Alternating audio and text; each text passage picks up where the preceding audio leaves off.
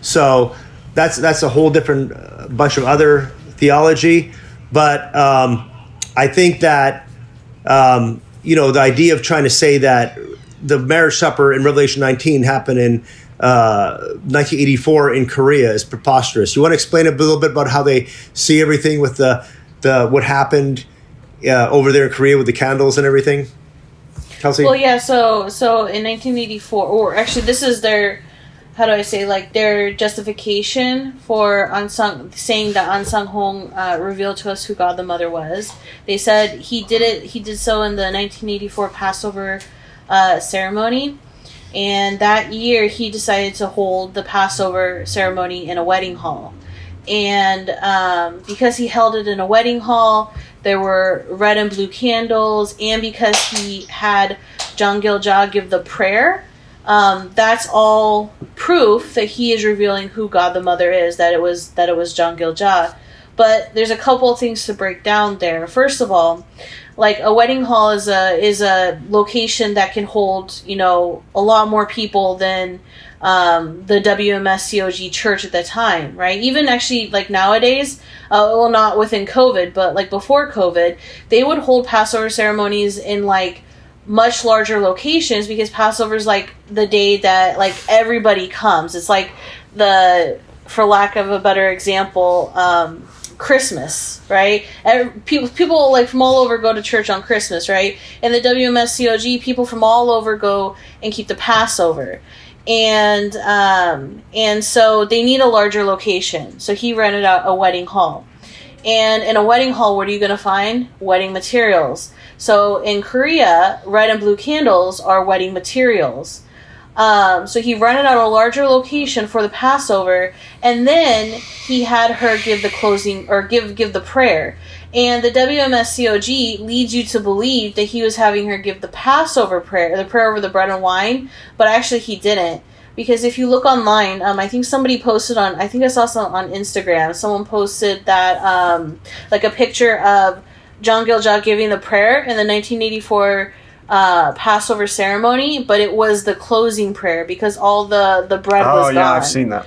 That information. Yeah, and so that's a big thing, because if you read My Sheep Listen to My Voice, that's not something special. That's a standard, like service procedure, actually, is that the closing prayer is done by, it says even by a female missionary, which John Gil-ja, she was a missionary at that time. So nothing in that 1984 Passover ceremony screams anything or anything outside of the normal. Because again, renting a bigger location, there's the materials for that location. If you rent like a sports, how do you say, like a sports arena, right? There's going to be like sports stuff inside. You rent a wedding hall, there's going to be wedding materials inside, right? So when you look into the facts, the historical data, if you will, surrounding that 1984 ceremony, they use that, it sounds like, in as a strong basis for their argument of Mother God. Yes. And it falls apart. Like if you actually look into what actually happened there, the facts, it doesn't prove anything. Jordan, so if they really believe that the wedding supper happened in 1984 in South Korea, let's read Revelation 19 in that context, where it said the voice of a great multitude in heaven. Really? Was that happening in 1984 in that wedding hall in South Korea? In verse 1? And they teach the great multitude are those who face the physical death at the end. There's at the end, like when God destroys the earth, there's two groups of people. There's the 144,000 who will be taken to heaven alive, but then there's also the great multitude who face the physical death. So the fact that the great multitude is saying here that the bride has made herself ready already messes with their timeline. But my bigger point here is if Revelation 19 is really happening in South Korea in 1984, when you look at Revelation 19, do you see anything that makes it look like this is going down in South Korea? Because, he heard something like a great voice of a great multitude in heaven saying, hallelujah. There's the 4 hallelujahs here. Salvation, glory, and power belong to our God, because his judgments, he destroyed the great harlot. Well, hold on. The great harlot wasn't destroyed before 84, was it? So that, this whole thing here, there's no sense of South Korea in 1984 fitting anything in this whole passage. And then a second time, the 24 elders fell down and everything, and a voice from the throne saying, that's probably one of the four beasts there, four creatures. None of this, but before you say your point, my point is nothing here. When you read Revelation, this whole section from verse 1, it's ridiculous to try to say it has anything to do with South Korea. This is a future eschatological event, heavenly realms, angels, multitudes in heaven. Come on. Didn't happen in some little hall in Korea.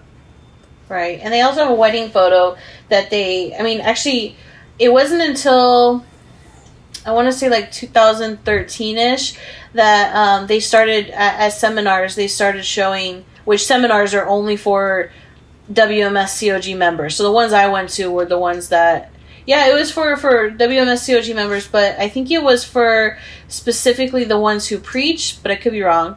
But they would show this picture of Ahnsahnghong standing next to Jang Gil-ja in a wedding dress. And they claim that Ahnsahnghong had the negatives for that photo. That the church has negatives for that photo to prove that it's real. But they never showed us the negatives. They only showed us just that one photo. And it's not a photo that you see very often within the church. I think in 10 years, I think I saw the photo maybe twice. And that was after 2013. And when all this, a whole bunch of information about about his life and her life were made public in English. And so my thing is, so they also show that to show that they were, spiritually, they say they were spiritually married. Not physically married, but spiritually married. Because actually at that time, even from 1958 until his death, in 1985, he was married to another woman. The entire time. Yeah, I was going to say that's a whole other thing that you could add to this specific conversation is the relationships that Jang Gil-ja and Ahnsahnghong had previously been in and were seems like we're she still was divorced currently at that. I think she was divorced by the time 1980. Which is just right there. Like, wait a minute. That's a problem in itself, yeah. Like, mother God divorced. Like, how do you? They justify it. It's just such an example of how, religious people. I mean, it's just human nature that when you're in the right emotional and mental place in your life, you'll believe anything. I can't get divorced, but God can get divorced. I know. Yeah, listen, guys, this isn't God's not going to show up on the planet. Mm-hmm. And get a divorce. I mean, even if you just compare that character to the character portrayed in Jesus, it's like they don't go together. Like God's not going to show up and portray this sort of faithfulness and truthfulness and they say her husband divorced her. But okay. I mean, there's so many videos that she puts out where she's always saying this is what you do if you get into an argument with your husband. Just try not to nag him, or they show little videos like that. I think it's it's her. Well, you guys don't see them because they're mother sermons. So they're not made to the public. They're only for the But there members. is a YouTube channel that I've come across that is available to the public. I don't know. Maybe that's a different thing. Those aren't her sermons. I don't think those are her sermons. I haven't come across it, but I'd be very, very surprised if they put her sermons out, because some of her sermons are pretty strong in the sense that she'll tell a bunch of youth members, under 18 members, don't play video games, don't date, devote your life to the gospel. I mean, that would be highly controversial if they came out.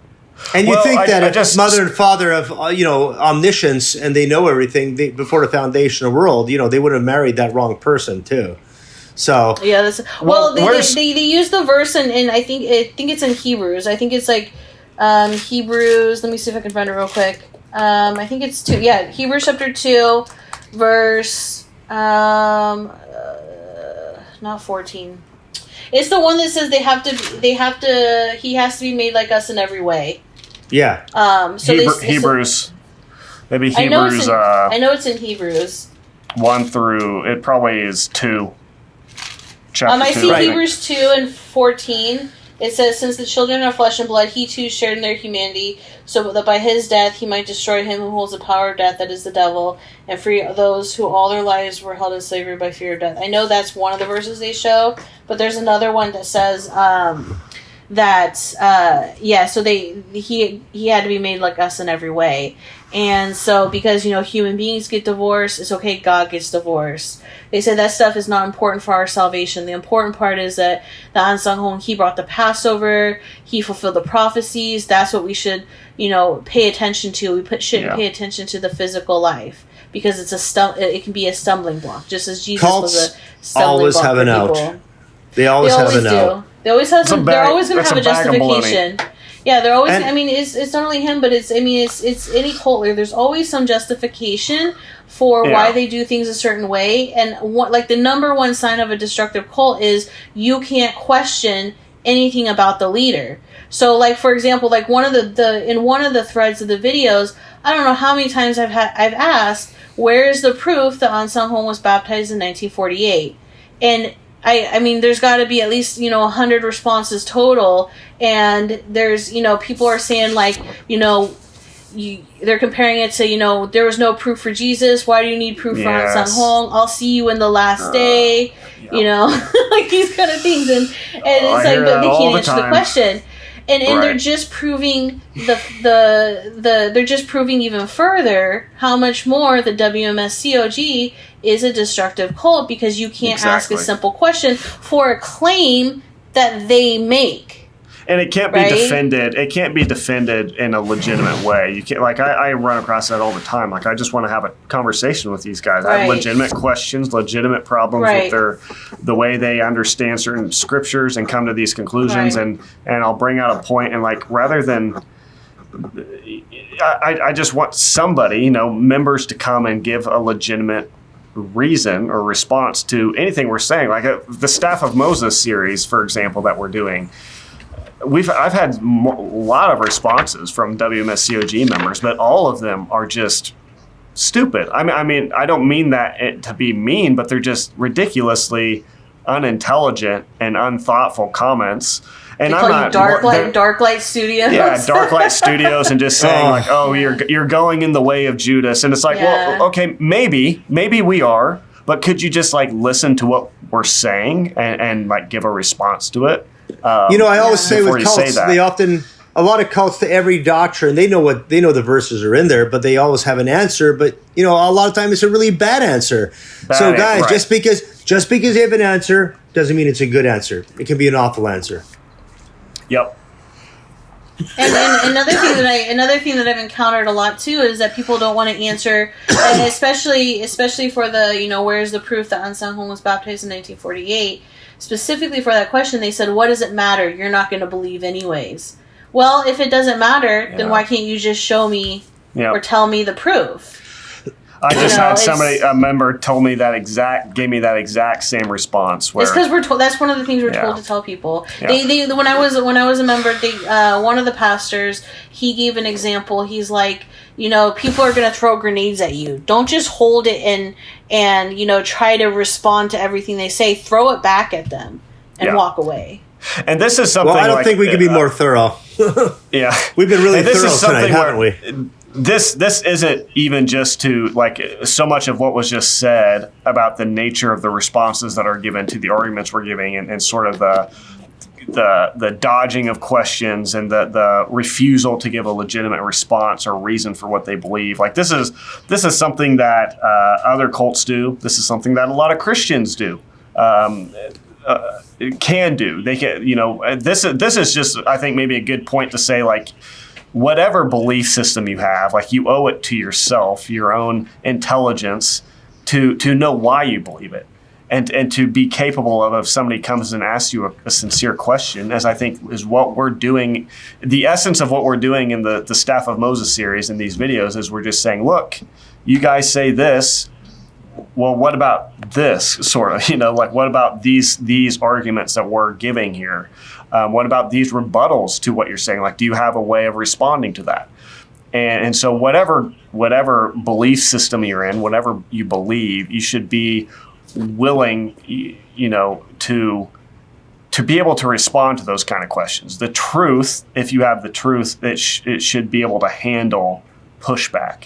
Whether you're in a cult like the World Mission Society Church of God, or if you're a Christian, you should.